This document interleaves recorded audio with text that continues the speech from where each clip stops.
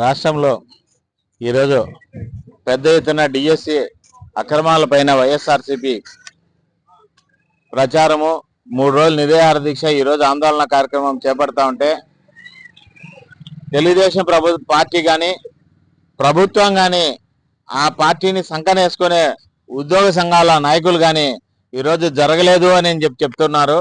అయితే ఎంతమందికి ఇక్కడ జరిగింది, మొత్తం ఎంతమందికి జిల్లాలో సబ్జెక్ట్ మీద ఎగ్జామ్ రాశారు, వాళ్ళలో ఎస్సీలకు ఎస్టీలకు బీసీలకు రిజర్వేషన్లు ఎంతమంది వచ్చాయి, ఓపెన్ కాంపిటీషన్లో అంటే 100 గంటల్లో 50%లో ఎన్ని వచ్చాయి, ఇలాంటి వివరాలన్నింటినీ కూడా ఈరోజు ప్రజానీకానికి రాష్ట్ర ప్రభుత్వం విద్యాశాఖ కానీ తెలియజేయాల్సిన అవసరం ఉంది.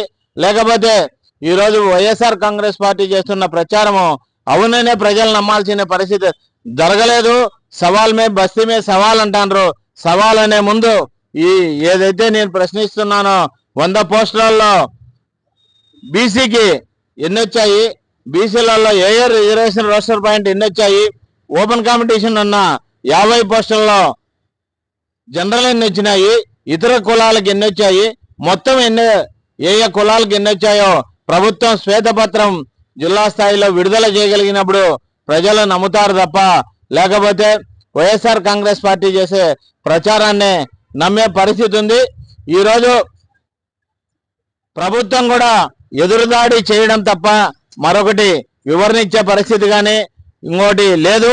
ఈరోజు కొండారెడ్డి బురుజు పైన మొత్తం టీచర్లను ఎగదోలిన ప్రభుత్వం, బురుజు ఎక్కించింది ప్రభుత్వం, దానికి నాయకత్వం వహించిన టీచర్స్ యూనియన్ నాయకులు, ఆ టీచర్లు ఈరోజు ఆ టీచర్ నాయకత్వానికి నేను అడిగే ప్రశ్నలు ఏమంటే, ప్రజల తరఫున ఈరోజు ఎంతమంది, ఉదాహరణకు ఉమ్మడి కడప జిల్లాలో ఏ సబ్జెక్ట్లో ఎంతమంది సెలెక్ట్ అయ్యారు, వాళ్ళల్లో ఏ రోస్టర్ పాయింట్ ఎంతమంది వచ్చింది, జనరల్లో రోస్టర్ పాయింట్ రిజర్వేషన్లు కలిగిన వ్యక్తులు ఎంతమంది వచ్చారో వివరించి ఒక శ్వేతపత్రాన్ని విడుదల చేయగలిగినప్పుడైతే వైఎస్ఆర్ కాంగ్రెస్ పార్టీ చేసే ప్రచారాన్ని ప్రజలు తప్పనుకుంటారు.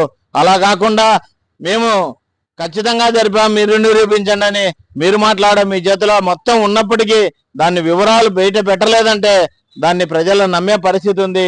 ప్రజల నమ్మకాన్ని వమ్ము చేయకుండా ఈ నాయకత్వం కానీ ఈ ప్రభుత్వ పెద్దలు కానీ దీనిపైన ప్రజలకు పూర్తి స్థాయిలో విచారణ, ఒక శ్వేతపత్రాన్ని విడుదల చేసి నిరుద్యోగుల్లో ఉన్న ప్రచారాన్ని కానీ వాళ్ళ అనుమానాలను నివృత్తి చేయాల్సిన అవసరం ఎంతైనా ఉంది.